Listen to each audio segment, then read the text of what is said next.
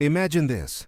A Russian Su-35 tears toward NATO waters at nearly Mach 1.2. But what the pilot doesn't know is that he's about to fly into the most unforgiving surveillance net on Earth. What follows is a knife edge, dance between human instinct, machine precision, and brutal northern physics. Stay with me, because the twist in this battle is something no one planned for. The Barents Sea is unforgiving, steel-gray waves, freezing spray, and air so cold it bites through gloves. The Norwegian frigate H-Noms Fridtjof Nansen cuts through the water, its bow smashing into wind shear gusts strong enough to vibrate the deck plating. Inside the Combat Information Center, lights are low, screens hum. Operators watch radar scopes with the kind of focus that only exists when you know something big is coming.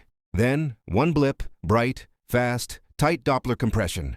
The SPY-1F radar isolates it, a Russian Su-35S, pushing Mach 118, heading straight for the surface group. 3 sharp warning tones echo through CIC.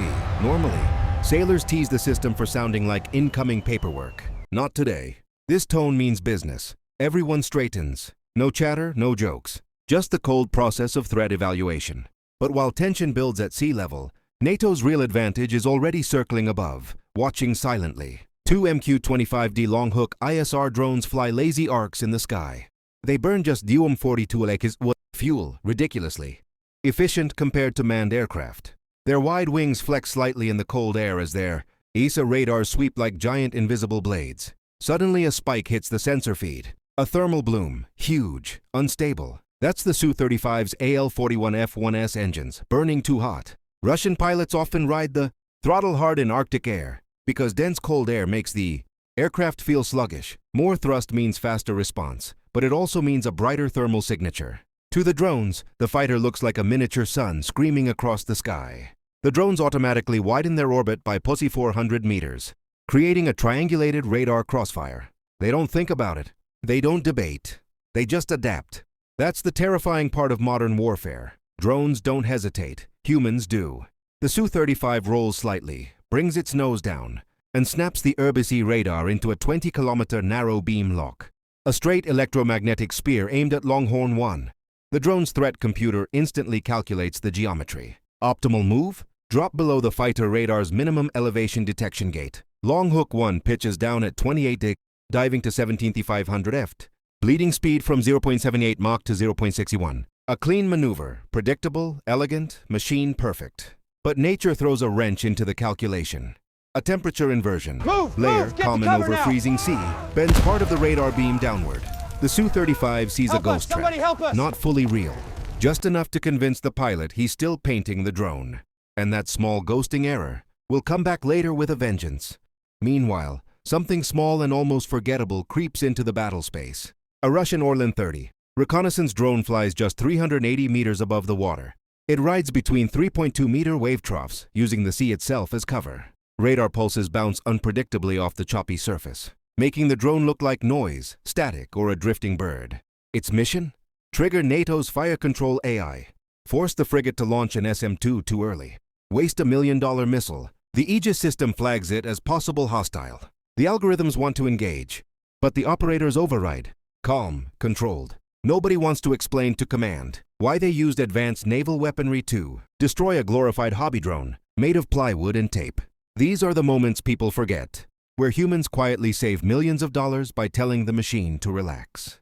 Map zooms out, soft heartbeat SFX. Now the board is set. A supersonic Russian fighter above. A low-profile recon drone skimming the waves. 2 NATO ISR platforms tracking every move. And a frigate sitting right in the middle of it all.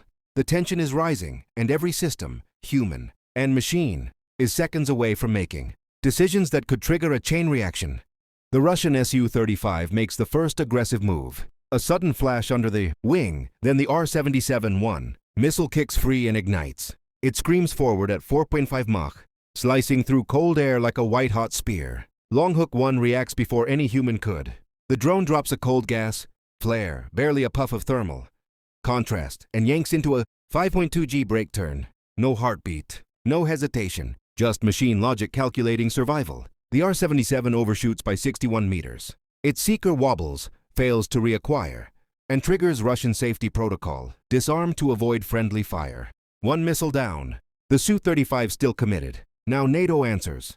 The Fridtjof Nansen's vertical launch cell erupts as an SM-2MR tears upward, accelerating past 3,500 kmh. Its booster burns a bright column of flame that cuts through the morning haze.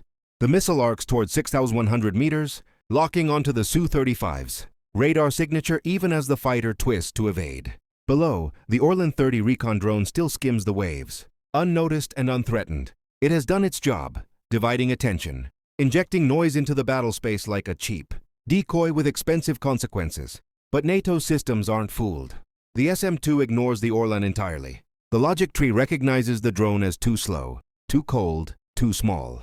This missile wants the fighter, and it's closing fast. Longhook 2 descends sharply, aiming for a clean laser designation on the Orlan. It would be surgical, quiet, low collateral, and humiliating for the Russians. But nature interferes again. Salt spray and humidity scatter the drone's optics for exactly 0.2 seconds, just long enough for the Orlan to duck into sea clutter. Target lost, opportunity missed, a tiny environmental hiccup, a massive tactical consequence. The SM-2 closes to 740 meters. The Su-35 deploys a wall of magnesium bright. Countermeasure flares, so hot they briefly saturate NATO's sensors. Then the pilot switches to L-band spoofers, hoping to scramble the missile's seeker logic. But the updated SM-2 isn't fooled. Its contextual filters ignore thermal spikes that don't match a real target's acceleration curve. The missile simply doesn't care. Impact. The explosion tears through the fighter's left engine, sending shock waves through the airframe. Hydraulics bleed down to 11%. The Su-35 begins a wobbling descent, half glide, half fall. The pilot tries to nurse it home. He won't get the chance. Longhook 1 reacquires from the earlier radar ghosting error. It releases a 14-kilo guided glide charge, a small, deadly, almost polite weapon. It hits the failing Su-35 square in the fuselage. The jet blossoms into shards of titanium, shattered composite, and vaporized fuel.